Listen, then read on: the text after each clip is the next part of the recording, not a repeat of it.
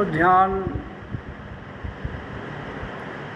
जो इस विश्व की नींव है और वही मध्य है, वही अंत है और फिर मौन अनंत है। जब तक इंसान को जो धरती पर जिसने मानव देह धारण किया है उसको इस बात का ज्ञान ना होगा, जब तक उसको इस बात की समझ नहीं आएगी, तब तक संसार भ्रमित होकर अपनी दिशा को गलत दिशा देकर भटकता रहेगा। इसलिए हमारे जीवन में चाहे हमने अपना जीवन भौतिक स्तर पर गुजारना है, चाहे आध्यात्मिक स्तर पर गुजारना है, और भौतिक और आध्यात्मिक से परे मौन में गुजारना है, तो ध्यान हर स्थिति में, हर चरण में अनिवार्य है। तो उसके लिए जो शुरुआत है वो ओम की ध्वनि से की जाती है, और ओम की ध्वनि ही पूरे विश्व की जननी है। पूरा विश्व ओम की ध्वनि से ही तो चल रहा है, पैदा हुआ है और अंततः इसमें मिलेगा तो शांति आएगी। पहले तो जीते जी इंसान को शांति आनी चाहिए, तो वो तभी संभव होगी जब वो ओम का उच्चारण करेगा। अगर ओम का उच्चारण नहीं करता है तो कभी भी ऐसा संभव नहीं हो सकता। इसलिए जीवन के रहते हुए ये इंसान के लिए बहुत ज़रूरी है कि वो ओम का उच्चारण करे।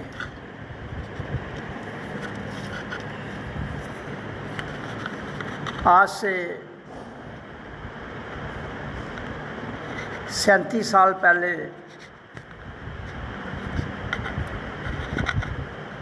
मैंने जब स्वयं को जाना तो मेरे भीतर से एक आकाशवाणी अंतःकरण से हुई कि ओम का उच्चारण ही विश्व में क्रांति ला सकता है। आध्यात्मिक चारक क्रांति जिसका नाम है। आज तक जितनी क्रांति आई विश्व में, सामाजिक क्रांति, कम्युनिज्म, समाजवाद,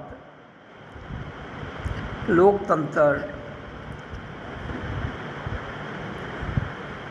और डिक्टेटरशिप, राज गद्दी, ये सब की सब क्रांतियाँ जो जीवन था, जो है, ये सब का सब जीवन स्वार्थ तक, उलझनों तक ही इंसान का सीमित रहा और आगे भी उसी पर उसका सारा करैक्टर आधारित है। जब तक हम अपने चरित्र को बेस पर नहीं लाएंगे तब तक इंसान का भला नहीं हो सकता। हम सब इंसान हैं, तो जब हम आवाज़ दो हम सब एक हैं। इंसान हैं तो एक हैं, जब हमारी एक ही जात है तो फिर क्यों अलग अलग धर्म अपनाए जाते हैं। जहाँ पर जो मैं पूछना चाहता हूँ धर्म के ठेकेदारों को, जब तुम मानवता की बात करते हो तो मानव तो एक है, तो धर्म अलग क्यों है, संप्रदाय अलग क्यों है, और आपकी पूजा पद्धति के तरीके अलग क्यों हैं? क्योंकि जन्म के समय एक ही आवाज़ है जिसने हमें जीवन दिया है, वो है ओ आ, और उसी के साथ प्राण वायु शुरू हुई तो हमारे जीवन को गतिशील हो गया, और जब तक श्वास आ रही जा रही हम जिंदा हैं। इससे बड़ी साइंस आपको कौन सी चाहिए?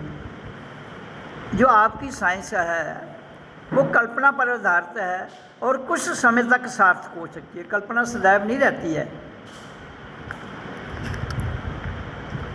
इसलिए कल्पना से निकलकर हिंदू को, मुसलमान को, सिख को, ईसाई को, बौद्ध को, जैन को, ये सारे धर्म इंसान ने ही तो अपनाए हुए हैं। तो जब इंसान एक है तो धर्म अलग अलग क्यों है? तो इसलिए मैं कहता हूँ और कह रहा हूँ, ना तो आपके युद्ध शांति ला पाएंगे, ना तो आपका भाईचारा शांति ला पाएगा, ना तो आपके तथाकथित धर्म शांति ला पाएंगे, जब तक मानव एक ओम का उच्चारण नहीं करता है। जो ध्वनि है सबकी है, श्वास भी सबका है। मैं दो ही बातें कहता हूँ, जब भी मेडिटेशन करनी है तो ओम का उच्चारण करो, और जब शांति चाहिए तो अपने प्राण बाजू को, अपनी श्वास क्रिया को समभाव में कर लो, तो आपका बाहर भी सिद्ध हो जाएगा, आपका भीतर भी शांत हो जाएगा। जिसके लिए बड़ी बड़ी स्कीमें खड़े करने की ज़रूरत नहीं है, केवल इसको इम्प्लीमेंट करना है ग्राउंड रियलिटी पर। जब तक हम ग्राउंड रियलिटी पर इसको इम्प्लीमेंट नहीं करेंगे, ना तो देश का राजा और ना देश की जनता सुखी रह सकती है। मेरी वाणी जो मैं कहता हूँ, कुछ लोग कहते हैं ऐसा मुश्किल है, ऐसा संभव नहीं है। दुनिया का कोई काम असंभव नहीं है, करने की नीयत होनी चाहिए, स्पष्टता होनी चाहिए, आपका अंतःकरण शुद्ध होना चाहिए, आपकी श्वास क्रिया नियंत्रण में होनी चाहिए, आपकी ध्वनि नियंत्रण में होनी चाहिए, और आपको सत्ता का लालच नहीं होना चाहिए। सत्ता का लालच तो क्या, किसी प्रकार का भी लालच नहीं होना चाहिए, क्योंकि हम सबके पास शरीर हैं, और हम सब के शरीरों को किसकी ज़रूरत है? शुद्ध भोजन, शुद्ध जल, शुद्ध वायु। तो ये तीन चीज़ों की आवश्यकता है। वो तीनों की तीनों कहाँ है? इस धरती पर जहाँ मानव रहता है। तो जब मानव जहाँ रहता है, ये तीनों वहाँ उपलब्ध हैं, तो सबको मिलनी चाहिए ना। जब हम सब इंसान हैं तो फिर क्या है, करोड़पति और गरीबपति, ये क्यों इतना बड़ा आडंबर खड़ा करके रखा है इंसान ने, इंसान के द्वारा? जब हम सबका अधिकार है, हम सब इंसान हैं, तो जो एक इसको गाइड कर रहा है वही जब लालची हो जाता है, तो देश का क्या होगा, उस नेशन का क्या होगा, उस विश्व का क्या होगा? सबसे सरल जीवन राजे का होना चाहिए, सबसे सरल जीवन उसका होना चाहिए जो सत्ता में बैठा है। तो आम आदमी का जीवन अपने आप सरल हो जाता है, लेकिन ऐसा नहीं हो रहा है। क्यों? इंसान मन से, तन से, विचारों से, सोच से, भावना से दलदल में, काम वासना के दलदल में, माया के दलदल में, क्रोध के दलदल में, मोह के दलदल में, ईगो के दलदल में, अहंकार डूबा हुआ है। मैं नहीं कहता हूँ काम नहीं है, क्रोध नहीं है, लोभ नहीं है, मोह नहीं है, अहंकार सब कुछ है, लेकिन इसकी जरूरत कितनी है? बस उतनी ले लीजिए। ये एक आम आदमी से लेकर एक संत तक, और एक आदमी से लेकर राजा तक, हम सब का सर्वप्रथम कर्तव्य बनता है कि हम इन जिन चीज़ों की ज़रूरत है उसको सरलता में लेते हुए अपने जीवन को गुजारें।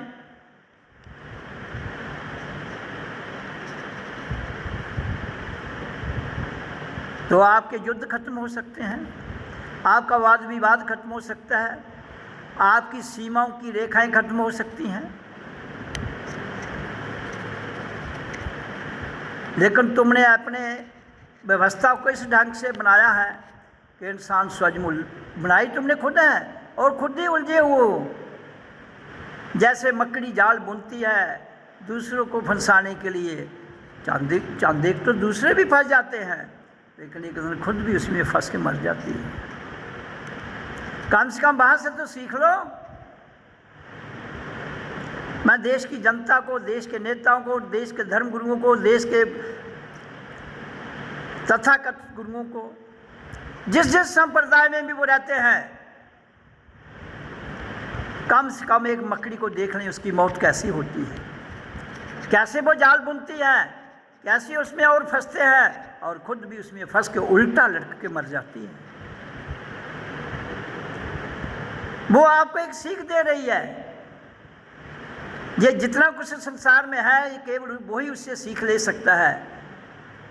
प्रकृति सीख थोड़े लेगी, प्रकृति अपनी धारा में बह रही है। सीख इंसान ने लेनी है, लेकिन जहाँ उसके फ़ायदा मिलता है वो सीख अडॉप्ट कर लेता है, जहाँ उसे फ़ायदा नहीं मिलता है वो सीख छोड़ देता है। और उस पर अपना दिमाग लगाकर, अपनी बुद्धि लगाकर, अपने दिमाग से निर्णय लेकर कानून बना लेता है, फिर उनके फैसले भी खुद ही रच लेता है। ये क्या है? ये मानवता का कल्याण नहीं है। ये मानवता से नीचे गिराने के लिए सारे सिस्टम किए जाते हैं।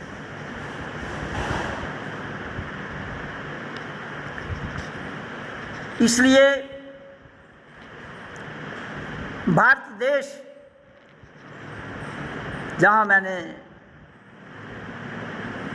इस शरीर को धारण किया है, इस शरीर में आया हूँ, उसी देश को मैं कहता हूँ जाग जाओ। आज से 37 साल पहले मैंने कहा है और अब भी कह रहा हूँ। मेरी एक ही क्रांति है, अध्यात्म विचार क्रांति। अपनी पहचान, मैं कौन हूँ, कहाँ से जीवात्मा आई है और किस लिए आई है, जब ये समझ आ जाती है तो फिर अपना लक्ष्य और कार्यक्रम जो है उसको पूरा करते हुए अपने घर शांत भाव से चले जाओ, अपने ओरिजिनल घर चले जाओ जहाँ से आए। फिर तुम्हें ना वक्त पहुँच सकेगा, ना वक्त की धारा, ना समय, ना काल आपका कुछ बिगाड़ सकेगा।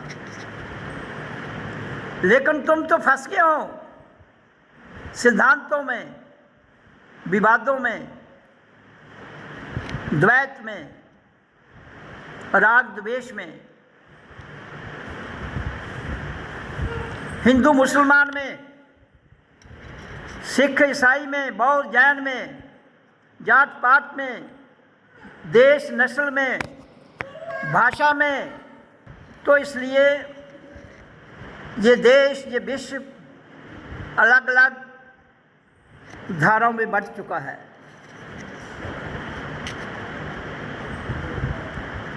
आप अपने मिसाइल चलाइए, ड्रोन चलाइए, एटम बम चलाइए, उससे क्या होने वाला है? कुछ नहीं होने वाला। वो मेरा कुछ नहीं बिगाड़ पाएंगे। मुझे अपनी क्रांति लानी है, वो आके रहेगी, उसे कोई नहीं रोक सकता। ना तुम्हारे बम उड़ा सकते हैं, ना तुम्हारे एटम बम उड़ा सकते हैं।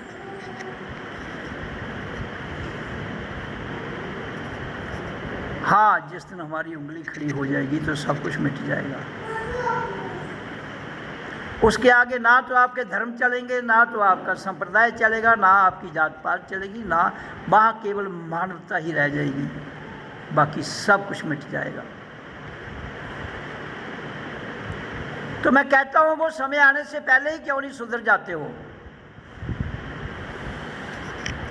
मैं इस भारत देश की जनता को कह रहा हूँ, वो देश का प्रधानमंत्री हो, देश का वो प्रेसिडेंट हो, और देश के नेता हों, और देश के धर्मगुरु हों, चाहे वो किसी भी संप्रदाय से संबंध रखते हों, मुझे उससे कोई लेना देना नहीं। हम सब मानव हैं, हम सब एक हैं। इसलिए हमारी आवाज़, हमारा धर्म, हमारी बोलचाल, हमारा मेल जोल एक समान होना चाहिए, जिसके लिए रोटी, कपड़ा और मकान सबको मिले। जिस देश में जो राजा है, ये उसका कर्तव्य बनता है वो वहाँ की जनता को रोटी कपड़ा मकान और उसके साथ जो भी उसकी आवश्यकताएं उनको पूरा करे, और हर आदमी से काम ले ले जो 18 साल का हो जाता है। जिसके जो योग्य है वो काम ले ले, तो अपने आप शांति आ जाएगी। रही पूजा पद्धति की बात, तो उसके लिए there should be one way common meditation hall बनाओ, सब लोग वहाँ जाएं। हिंदू, मुसलमान, सिख, ईसाई, बौद्ध, जैन, इनके जितने भी ठेकेदार हैं धर्मगुरु, वो अपने दिमाग को समर्पित कर दें, छोड़ दें। ये ले मैन की तरह, एक ऑर्डनरी मैन जिनको कुछ भी नहीं पता है, उस धारा में आ जाएं और फिर वो उस मेडिटेशन हॉल में चले जाएं, शांत बैठें। मेडिटेशन हॉल और लंगर दोनों साथ होने चाहिए।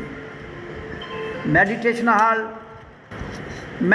हॉल जहाँ बैठ के लोग मंदिरों, मस्जिदों, गुरुद्वारों में जाके पूजा करते हैं, उस मेडिटेशन हॉल में बैठें, शांत बैठें, श्वास आ रहा है जा रहा है उसको देखने बस।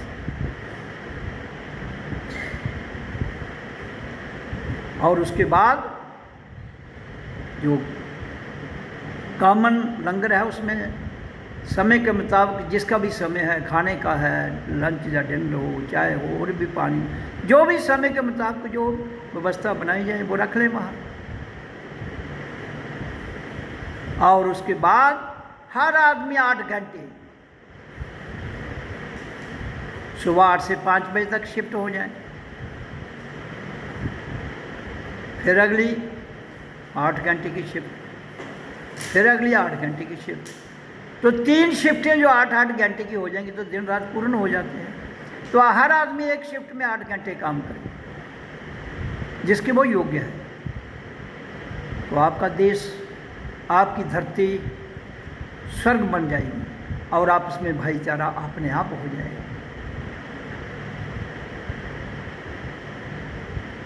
कोई अपना नाम नहीं रखेगा, केवल उसको एक कोड नंबर दे दिया जाएगा, कोड नंबर 1, कोड नंबर 2, खत्म बात। जैसे आपका आधार कार्ड है उस पर कोड है, तो उस पर उसका फ़ोटो लगा दो उस आदमी का, तो आइडेंटिफिकेशन हो जाएगी और कोड नंबर वो अपना याद कर लेगा।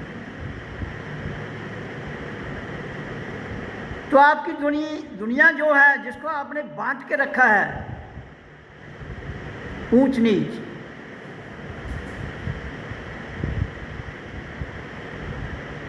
बैर विरोध, तेर मेर, और दुनिया उसी में उलझी हुई मर रही है। ये धरती किसी की थोड़ी है, इसको रहने दो खुली, काम कराओ, उससे जो फसल होती है वो गवर्नमेंट ले ले। तो गवर्नमेंट में कुछ लोग होंगे जो उसका भी सिस्टम को चलाएंगे। जैसे एक गांव है, वहाँ के आबादी के लिहाज से कुछ वो सिस्टम रख लो कि इतने लोगों के लिए लंगर होगा, उसमें 5-10 लोग जो उसका अरेंजमेंट करेंगे वो शिफ्ट में करेंगे, परमानेंट कोई नहीं होगा। तो इस सिस्टम को रियलाइजेशन करते हुए, जो मेडिटेशन है वो करते हुए और अपनी जो शिक्षा प्रणाली है उसे बदलते हुए, तब आप विश्व में सुख और शांति ला सकते हो। ऐसे आपके जितने ढंढोरे आज तक जब से ये सिस्टम मैंने जाना है, कोई भी सार्थक क्रांति सिद्ध नहीं हुई है। इसलिए मैं तो इस धरती पर आध्यात्म विचार क्रांति के लिए आया हूँ। यही एक क्रांति है जो इंसान को इंसान बना सकती है, इंसान को ये एहसास दिला सकती है कि हम सब इंसान हैं, हिंदू नहीं है, मुस्लिम नहीं है, सिख नहीं है, ईसाई नहीं है, बौद्ध नहीं है, जैन है, हम केवल इंसान हैं। तो ये बात करने में दिक्कत क्या है? आम आदमी को कोई दिक्कत नहीं है, दिक्कत तो आपके धर्मगुरुओं को है, दिक्कत तो आपके राजनेताओं को है। तो जिनको दिक्कत है उन्हीं को हट जाना चाहिए अपने आप। नहीं हटेंगे तो आम जनता तो मरेगी युद्ध में, लेकिन उनकी भी वो हालत करूँगा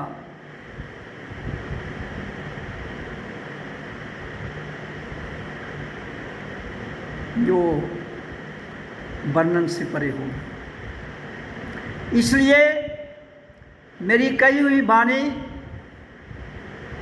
जिसके लिए मैं जहाँ आया हूँ, बड़े ओपनली कहता हूँ कि ओम की ध्वनि ही सार्थक है इंसान के लिए, क्योंकि इसी के द्वारा उसका जन्म हुआ है। और जिसके द्वारा तुम्हारा जन्म हुआ है, जिसके द्वारा तुम्हें जीवन मिला है, वही भगवान हो सकता है। तो श्वास और ध्वनि, प्रकृति में ये दोनों भगवान हैं। टाइम एंड स्पेस में, टाइम एंड स्पेस से परे ये नहीं है, वहाँ कुछ और बदल जाता है सिस्टम। तो वो स्वयं तुमने जानना है कौन सा भगवान है जो तुम्हें बताएगा। वो तुम्हारा भगवान तुम्हारे भीतर है, वही बताएगा। लेकिन आपको इसे करना है। मंदिर से, मस्जिद से, गुरुद्वारे से, सत्संग घर से एक ही आवाज़ आनी चाहिए, ओ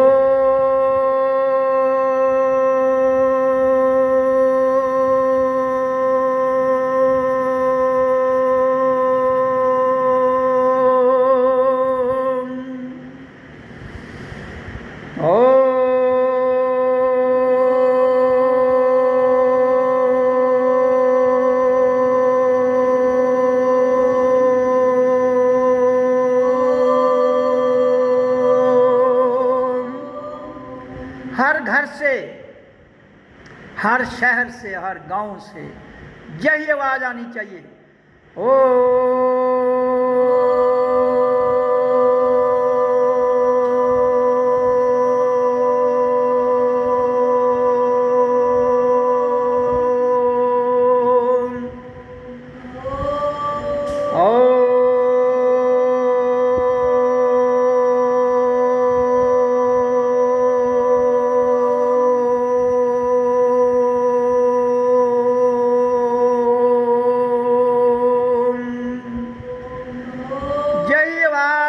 दुनिया के हर दलदल से निकालने की क्षमता रखती है। यही आवाज़ हमें शांत में ले जाने के सक्षम धारा में फिट कर देती है। यही आवाज़ हमें राग द्वेष, तेर मेर, द्वैत भाव से निकाल कर एक मन रूप जो जिंदा है उसका एहसास करा सकती है। इसलिए अगर विश्व में शांति चाहिए तो इसी एक आवाज़ को हर घर से, पृथ्वी के हर कोने से सारी मानव जाति इस आवाज़ को निकाले और उसके बाद शांत बैठे, 5 से 10 मिनट इसको करे हर जगह एक ही समय।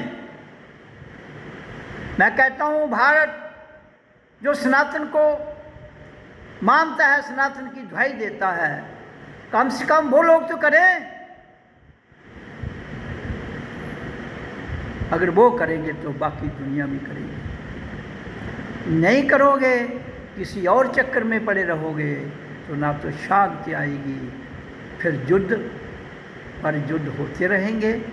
आज तुम भुगत रहे हो, कल तुम्हारे आने वाली नस्लें भुगतेंगी। पहले आपके बुजुर्गों ने भुगती, आज आप, आने वाले समय में आपके आने वाली औलाद भुगतेगी। तो फिर इस धरती ये युद्ध और मरुस्थल बनेगा और फिर पैदा होगा, फिर बनेगा, फिर मरेगा। शांति के लिए बड़ा सरल रास्ता बता रहा हूं। आपके आडंबर आज तक शांति लाने में कामयाब ना हुए, ना हिंदू, ना मुसलमान, ना सिख, ना ईसाई, ना बौद्ध, ना जैन, ना और पास। बताइए कौन सा धर्म शांति लाने में सक्षम हुआ आज तक? दुहाई तो सब देते हैं, कोई किसी की पूजा कर रहा है, कोई किसी। परमात्मा भाई क्या है? वो कहता है पूजा किसने कहा तुम्हें करने के लिए? यहाँ मैंने तुम्हें पूजा के लिए नहीं भेजा, मैं तुम्हें कहा था मेरा करैक्टर मेरे से अलग नहीं होना। तो परमात्मा हमारे टॉप ऑफ हेड में बैठता है और उसकी ऊर्जा नीचे कार्य करती है। किसके चलाती है? इस ढांचे को सूक्ष्म जीव के द्वारा ऊर्जा देते हुए चलाती है और कहता है लिंक तूने मेरे साथ रखना। ये ग्रिड है परमात्मा की इधर, तो इधर लिंक तभी रह पाएगा जब हम ओम की ध्वनि और ध्यान में जाएंगे। तो ये पहली विधि। तो इसके बाद दूसरी शांत विधि जो है, ये मैं नहीं कह रहा हूँ कि मैं कोई किसी धर्म से जोड़कर कह रहा हूँ ना, मैं मानवता जिसके द्वारा जिंदा है, मानवता जिसके द्वारा जिंदा है उस भाव में बता रहा हूँ। आप कहोगे ऐसे भी तो मानवता जिंदा नहीं, जिंदा है, नहीं जिंदा, वो जिंदा होकर भी मुर्दों की तरह जीवन जी रही है। एक तो लाश वो होती है जब जिससे जीवात्मा निकल जाती है, एक वो चलती फिरती लाश है जिसमें जीवात्मा है। इसलिए मैं मानवता की बात कर रहा हूँ। तो इसलिए हमें उस भाव से जीना है जिसे मानवता कहते हैं, और जिसके अंदर जीवात्मा है उसे जानना है। फिर जीवन में शांति आती है। तो उसके लिए ओम का उच्चारण ही सार्थक है। उसके बाद दूसरा जो आंतरिक शांति के लिए मैं बात करता हूँ, ओम सो अहं ओम मैं हूँ। इसको किसी धर्म से नहीं जोड़ना, ना हिंदू से, किसी से नहीं। ये हमारी मेरी आंतरिक आवाज़ है, आंतरिक मैं हूँ अल्टीमेट। पहले 3 शब्द इसलिए लगा रहा हूँ, ओम सो हम ओम। क्यों? कि प्रकृति को बैलेंस करने के लिए इन 3 की आवश्यकता है। ये प्रकृति को बैलेंस करेंगे। और मैं हूँ, ये परमात्मा से जोड़ता है।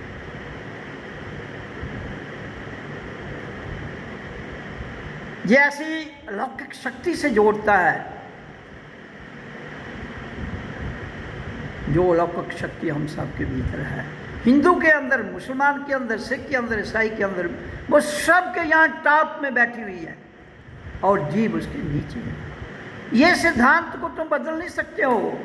ना तुम्हारा धर्म बदल सकता है, ना तुम्हारे संप्रदाय बदल सकते हैं, ना तुम्हारी गीता बदल सकती है, ना तुम्हारा कुरान बदल सकता है, ना तुम्हारा बाइबल बदल सकता है, ना तुम्हारा धम्म पद बदल सकता है।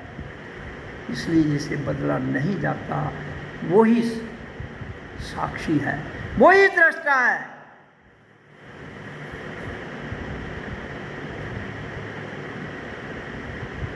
तो समझने का प्रयास करो।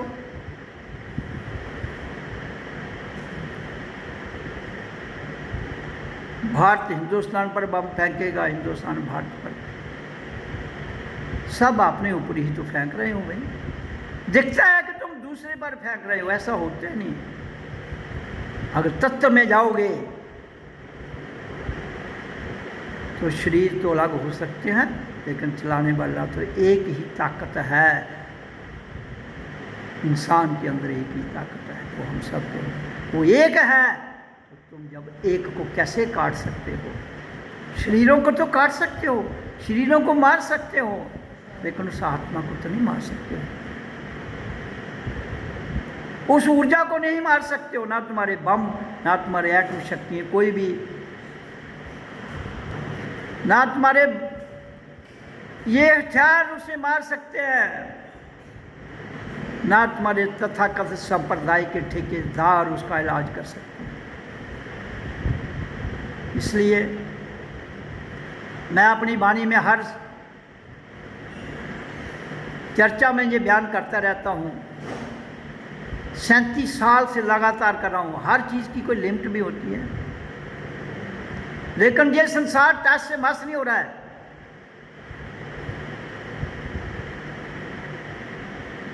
तो फिर युद्ध भी होगा। युद्ध से तो तुम मरोगे नहीं, लेकिन भूकंप से मरोगे, अग्नि से मर जाओगे, जल से मर जाओगे। ये सब अपना जब विकराल रूप ले लेंगे, फिर ना तो तुम्हारा कुरान बचाएगा, ना तुम्हारा धर्म बचाएगा, ना तुम्हारी गीता बचाएगी, और ना ही तुम्हारा और कोई जो तथाकथित पखंड है वो बचाएगा। देखते जाओ। मैं तो इस धरती पर उतरा हूं क्रांति के लिए।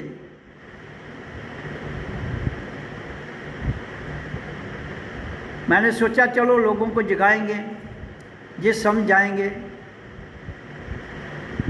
इसलिए मैंने अपनी क्रांति रूरल से, गांव से, सिंपल लोगों से शुरू की।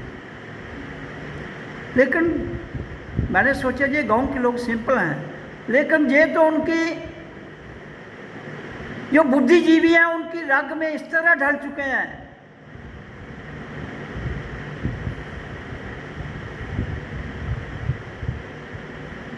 ये सीख कर भी सीखना नहीं चाहते। और बुद्धिजीवी लोग कहते हैं हम इतने इंटेलिजेंट हैं कि हम पूरी दुनिया पर राज कर सकते हैं। मैं बड़े प्रेम से ये बता रहा हूँ, ये क्रांति मैंने 95 में शुरू की थी। 95 में ही मुझे ये युद्ध करना था, लेकिन मैंने समय को कहा भाई थोड़ा देखते हैं, हो सकता है इनको समझ आ जाए। तो उसमें 95 से लेकर आज तक 5, 25, 30 साल हो गए, 3 दशक। लेकिन क्रांति मेरी जो थी वो कहाँ से कहाँ पहुँच गई। जिनको जो मेरे संपर्क में जनता आई वो वहाँ के वहाँ ही रहे।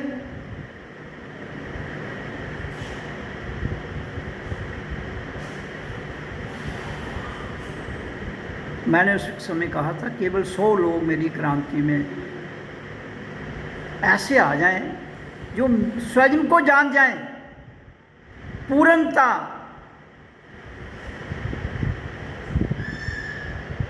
तो क्रांति आ जाए। लेकिन अब मुझे लगता है कि मेरे पास स्वाय विनाश के कोई अल्टरनेटिव नहीं रहा है।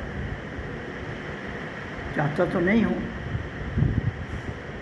लेकिन मजबूर भी नहीं हूँ। समय की पुकार है, क्योंकि वक्त कह रहा है जो ये विश्व एक स्वर्ग की भांति रचा गया है, यह पूर्ण नरक बन चुका है। इनके तौर तरीके, इनकी मान्यताएं, इनकी प्रथाएं इनका भगवान बन चुकी हैं। तो जब माली और किसान फसल को खुद ही तबाह करना शुरू कर देता है, तो फिर वहाँ कुछ भी नहीं बचता। इसलिए वो समय आ गया है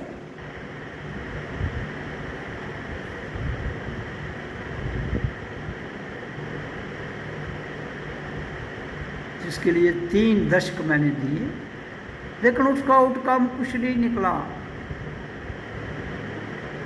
इसलिए मैं फिर एक बार आपने इस मंच से, जो दुनिया का सबसे ऊंचा मंच है, वहां से कह रहा हूं, अभी भी समय है कि आप सब ओम का उच्चारण करें। पूरा विश्व, कम से कम 120 करोड़ हिंदू तो करें, अगर वो बिल्कुल चाहते हैं कि शांति आ जाए। मैं भारत के प्रधानमंत्री को कहना चाहता हूं, अगर बाकी आप तुम देश के हित में शांति लाना चाहते हो, सारे काम छोड़ दो, केवल जनता को क्या आर्डर दे दो, हर कोई जो भारत में रहता है वो उनका उच्चारण शुरू करे। तो अपने आप एक ऐसा सिस्टम बनेगा, शांति आएगी। क्यों? इस शब्द के आगे अगर पूरा हिंदुस्तान इसे करे तो पूरी दुनिया की शक्तियां निष्क्रिय हो जाएंगी। दत्त चित्त होकर करें। तो इतना खर्चा, इतना ये वो करने की, इस पर कोई पैसा थोड़े लगना है। कोई मंदिर में है वहाँ करे, कोई मस्जिद में है वहाँ करे, कोई घर में है वो वहाँ करे, कोई सत्संग घर में गुड। यहाँ जो है भारत में रहने वाला वो करे, और जो नहीं करता है उसका इलाज करो भाई। इलाज कैसे होगा? जैसे रातों रात आप नोट बदल सकते हो, वो इम्प्लीमेंट हो जाता है, इसी तरह इनको भी रातों रात बदल दो, इम्प्लीमेंट हो जाएगा।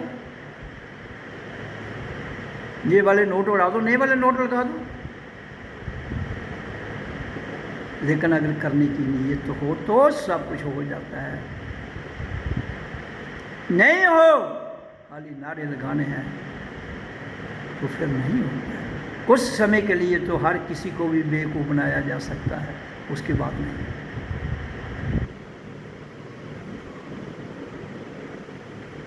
तो इसलिए हम एक हैं, तो एक ही रास्ता हम सबको अडॉप्ट करना चाहिए।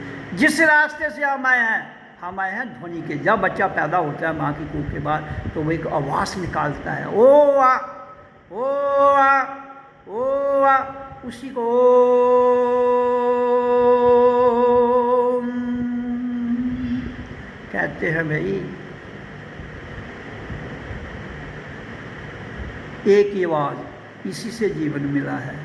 प्रणव, ओम का अर्थ है प्रणव, और प्रणव किसको कहते हैं? जीवन देने वाले को। और श्वास इसके साथ प्रकृति में हमें दी गई है, जिसके द्वारा हम श्वासों का जीवन है, वो तार है, आ रही है जा रही, आ रही है जा रही है, इस श्वास को लेना है।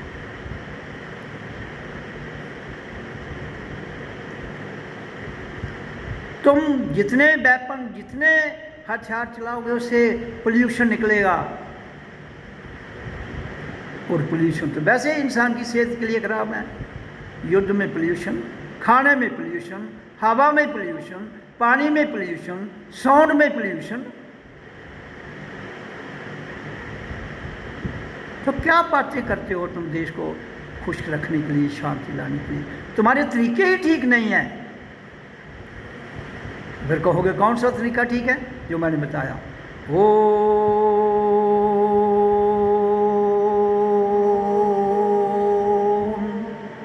पूरे भारत की जनता को 4 और 6 के बीच में, 4 बजे उच्चारण करें, फिर ध्यान में बैठें, फिर 6 बजे करें, उसके बाद 6 बजे के बाद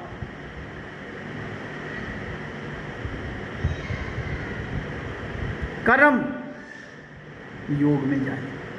हर कोई कर्म करे जो 18 साल का है, हर कोई। और कोई नशे की जरूरत नहीं है भारत में। नशा हमारे भीतर है। भीतर का नशा जिस दिन हम पी लेते हैं तो बाहर के नशे की जरूरत नहीं रहती है। क्यों जनता को मूर्ख बना के, उनको बेवकूफ़ बना के उनकी जिंदगी ये तबाह कर रहे हो? और कहते हो हम भला कर रहे हैं।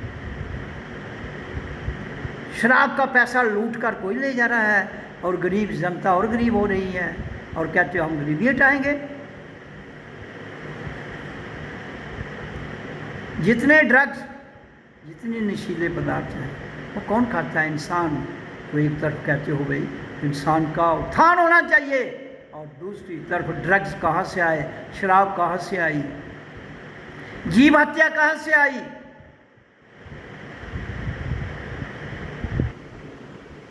ये इंसान के दिमाग की ही जब शैतान बन जाता है तो उपज होती है।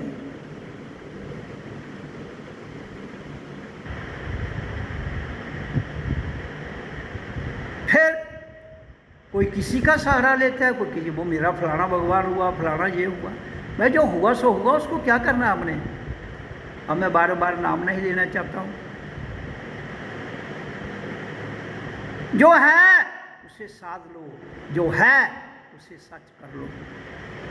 जो है ही नहीं उसके पीछे क्यों पड़े हो भाई? श्वास है, हवा है, उसको शुद्ध कर लो। ध्वनि है, बाकी ध्वनि को काटती है, वो है ओम, उससे कर लो। बाकी कन्वर्सेशन जिसकी है वो लिखत पढ़त जो भाषा में है वो करो भाई, उसमें आपका कारोबार चलता है, किसी को कोई दिक्कत नहीं। मैं जो कहता हूँ हर एक कोसी को अगर सिद्धांतक तौर पर चलना पड़ेगा, अगर वो चलता है तो जीवन सुखी है, कोई उसके आगे नहीं टिक पाएगा। आपकी रिद्धियाँ सिद्धियाँ, आपके तथाकथ दंड पखंड सब के सब दूसरों को उलझाने के लिए। कर्म करो ना, कर्मण्य सेवाधिकारी माँ फले क्यों फलत। गीता को माथा टेकने से कुछ नहीं होगा, गीता में जो लिखा है वो क्रियात्मक जीवन में, कृष्ण को पूजने से कुछ नहीं होगा, तो गीता में लिखा है उसे जीवन में ढाल दिए।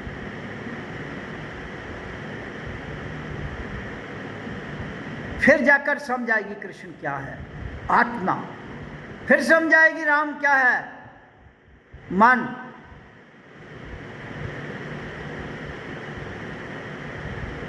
और फिर समझ आएगी कुरान क्या है।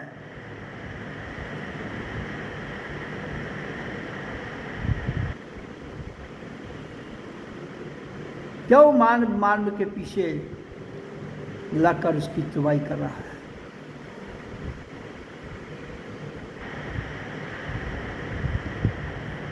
जहां तो इतना बड़ा देश है, एक परिवार संगठन में नहीं है, एक परिवार के 4 लोग आपस में उनकी इस तरह रिफ्ट है, इतनी तो मेरे ख्याल दुश्मन की भी नहीं होती है।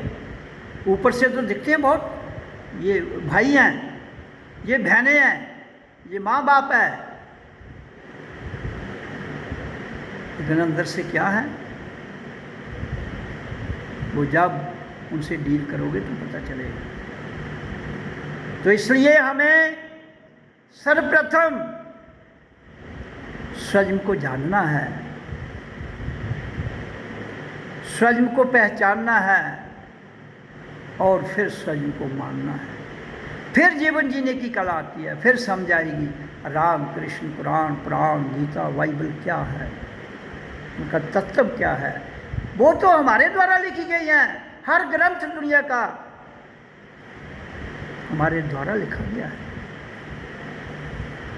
हमारा द्वारा लिखा हुआ ग्रंथ हमसे ऊपर कैसे हो सकता है।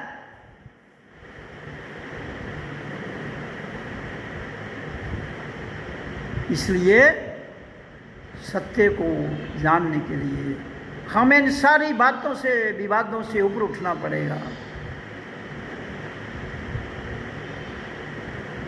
अगर ऐसा नहीं कर पाए तो आपके जितने भी कोशिशें हैं वो अल्टीमेट बेकार में चली जाएंगी। चाहे वो फिर इस्लाम को मानने वाले हों, हिंदू धर्म को मानने वाले हों, सिख धर्म को मानने वाले हों, ईसाई बौद्ध जैन, सब के सब विफल हो जाएंगे। फिर उनमें कौन जीतेगा? शैतान।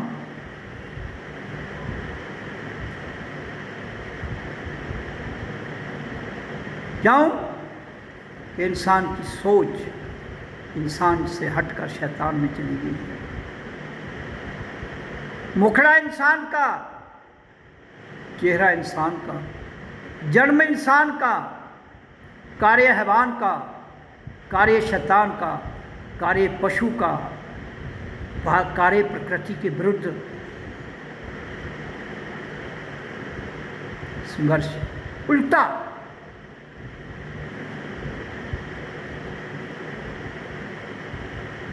तो इसलिए ध्यान की विधि बहुत आवश्यक है। पहले मैंने कही ओम का उच्चारण, दूसरा कहा ओम सो अहं ओम मैं हूँ, इसमें शांत बैठना है, इसको शांत करना है, शांत भाव में करना है। ये रोज पूरी बच्चे करें स्कूल में। जहाँ तक आपने स्कूलों में इतना पैसा, प्ले वे, नर्सरी, अपर केजी, लोअर केजी, फलाना ढांगड़ा ड्रामा करके रखा है बच्चों को। भाई उधर बैठ के ठीक उनको खिलाओ और थोड़ा बहुत उनको कहो भाई ये करो बस। और सीधी क्लास फर्स्ट से शुरू हो, फर्स्ट से। वक्त मत जाया करो इनका। और फिर आगे शिक्षा जो है वहाँ से शुरू होती है, जब स्कूल में उसको जो मैंने तरीका बताया है ध्यान की विधि का, पहले छोटे बच्चों को सिंपल वे से, फिर धीरे धीरे जब बच्चा 12 साल का हो जाता है तो उसको पूर्ण ध्यान की विधि मिलेगी, उसका करैक्टर बनाइए। तो ये भूमि स्वर्ग है, इसको स्वर्ग बनाइए और स्वर्ग में आनंद से रहिए। झगड़ों से कुछ मिलने वाला नहीं है, ना हिंदू को, ना मुसलमान को, ना सिख को, ना ईसाई को। बेसिकली हिंदू मुसलमान सिख ईसाई हम सब इंसान हैं। फिर इंसान ही अगर बट गया तो खुदा क्या करेगा उधर? वो तो कहता मैं तो बटता नहीं हूँ, मैं हिंदू में भी उसी भाव में, मुसलमान में। बट जाता है तुम्हारा मन, बट जाती तुम्हारी सोच, बट जाती है तुम्हारी इंद्रियों के विषय, और बट जाता है तुम्हारा स्वार्थ। मैं नहीं बचता। क्यों? कि मैं, मेरी सीट बहुत ऊंची है, वहाँ आओगे तो मेरे को समझ पाओगे। मैं हर एक के भीतर हूँ, टॉप ऑफ द हेड। वहाँ आइए, ध्यान की विधि लगाइए तो वहाँ आप पहुँच जाते हो। तो ये 2 विधि मैंने बताई। तीसरी विधि है शांत। श्वास आ रही है, जा रही है, उसे देखना है, केवल उसे देखना है। ध्यान त्रिकुटी आ गया चक्कर और उसकी, और वो ध्यान शांत लगते लगते फिर आवाज़ अंदर से आ जपा जप ध्वनि और आ जपा जप प्रकाश, वो अंदर से दिखाई देता है और ध्वनि सुनाई देती। लेकिन समय की धारा में एक दिन वो भी लोप हो जाएंगे, हो जाते हैं, फिर केवल मौन रह जाता है, जहाँ पर आपका सब कुछ बंद हो जाता है और केवल आनंद, शांत आनंद रह जाता है। तो ये 3 विधियाँ हैं ध्यान की जो मैं बताता हूँ। पहली में उच्चारण करना है, रीढ़ की हड्डी को सीधे रखना है और ध्यान आ गया चक्कर। दूसरी में भी सीधे बैठना है, कुर्सी पर बैठो तो भी रीढ़ की हड्डी सीधी होनी चाहिए, आसन पर बैठो तो भी रीढ़ की हड्डी सीधी होनी चाहिए। अगर किसी को दिक्कत है तो सीधा लेट कर भी कर सकता है, तभी रीढ़ की हड्डी सीधी हो। लेकिन अच्छे एक तो आसन योग है, चप्पी लगाकर, फिर आप कुर्सी पर भी बैठ के कर सकते हो, लेकिन शरीर को कष्ट नहीं होना चाहिए, इसे करना है। तभी तो मैं कह रहा हूँ बच्चों को ये आदत डालोगे तो उनका अभ्यास बन जाएगा, और जब अभ्यास उनका परिपक्व हो जाएगा तो वो अपने अभ्यास में लीन हो जाएंगे। वो किसी भी परिस्थिति में होंगे तो अपने आप ये होता है, अपने आप होता है। फिर ना तो शब्द रहता है, ना कुछ और रहता है, ना मंत्र, ना जंत्र, ना तंत्र। अगर हम अपने आप में स्थिर हो जाते हैं फिर तभी समझ आ जाती है। और कर्म करो, गरीबी खत्म, तेर मेर खत्म, झगड़े खत्म, धर्म जो बांट रहा है खत्म, संप्रदाय जो हमें लड़ा रहा है खत्म, नाम पर जो वाद विवाद है खत्म। मेरी क्रांति यही है, उसी की चर्चा करता हूँ। आज मैं करता हूँ, कल फिर आ जाऊँगा उसमें करता हूँ, पीछे जो गुजर चुका है वो आज मैं ही करता हूँ। आज ही साक्षात है, भूत और भविष्य वो आज की देन है। इसलिए आज को ही सत्य, इस क्षण को सत्य मान लो। 2 श्वासों के बीच में जो पल है वो सत्य है और कुछ सत्य नहीं। इसलिए जब हमारी प्राण बाजू जो मैंने विधि बता रहा हूँ उसके द्वारा थम जाएगी तो सत्य की समझ आ जाएगी। ना ग्रंथ पढ़ने की ज़रूरत है, ना किसी पंथ को मानने की ज़रूरत है, फिर केवल हम सब एक हैं। आवाज़ दो, हम सब इंसान हैं। ये है जीवन का पूर्ण रहस्य। चाहे हमारा संप्रदाय, धर्म, जात, बिरादरी, देश, नस्ल कोई भी हो, वो जहां है उधर ही छोड़ दो। जो जहां है उसे वहां ही छोड़ दो और सजन विचार को ऊपर ले आओ। और फिर विचार शून्य, जहां झगड़ा ही कोई नहीं है। जीरो में कहाँ झगड़ा है, शून्य में कहाँ झगड़ा। झगड़ा तो गिनती से शुरू होता है, 1 2 3 4 करोड़ों में। कोई कहता है मुझे करोड़ों धन चाहिए, कोई कहता है मुझे को 10 कोठियाँ होनी चाहिए, कोई कहता है राज मेरे पास होना चाहिए।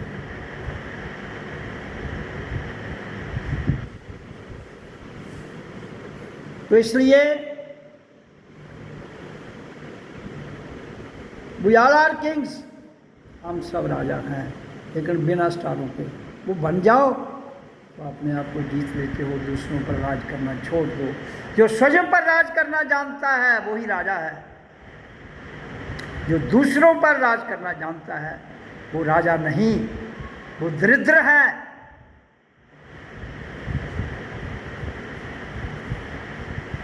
इसलिए मेरा जो सिद्धांत जो अटल है वो स्वयं पर राज करने का है। स्वयं को जानो, स्वयं पर राज करो, और फिर वही चरित्र इस दुनिया को दे जाओ ताकि हर कोई स्वयं पर राज करे। और फिर जो तुम चाहते हो वैसा हो जाता है। फिर तुम जो चाहोगे वैसा हो जाएगा, जैसा तुम चाहते हो वैसा हो जाता है। फिर कोई किसी के अंदर ये क्लेश नहीं रहेगा, मैंने ये सोचा ये नहीं हुआ, मैंने ये सोचा। ये इसलिए होता है क्योंकि इंसान को गलत धारणाओं में, गलत कल्पनाओं में, कंसेप्ट में फंसा के मारा जा रहा है। सच कहीं और है, इंसान को उलझाकर कहीं और डाल दिया गया है। उसकी बुद्धि की डाइवर्शन कर दी गई, मन की डाइवर्शन कर दी गई और उसको दलदल में धकेल दिया। इसलिए मैं कहता हूँ ओम का उच्चारण, और ओम सोहम ओम, मैं हूँ दूसरी विधि, तीसरी मान श्वास आ रहा है जा रहा है, शांत और अंदर की अनहद नादुवानी को सुनना है। और धीरे धीरे ये तीनों लोप हो जाएंगे, फिर हम एक सत्य चित्त आनंद में आ जाएंगे। यहाँ किसी आनंद, केवल एक आनंद रह जाएगा। जब ऐसा करने में हर इंसान सक्षम हो जाता है, उसी को साक्षी भाव, उसी को दृष्टा भाव कहते हैं।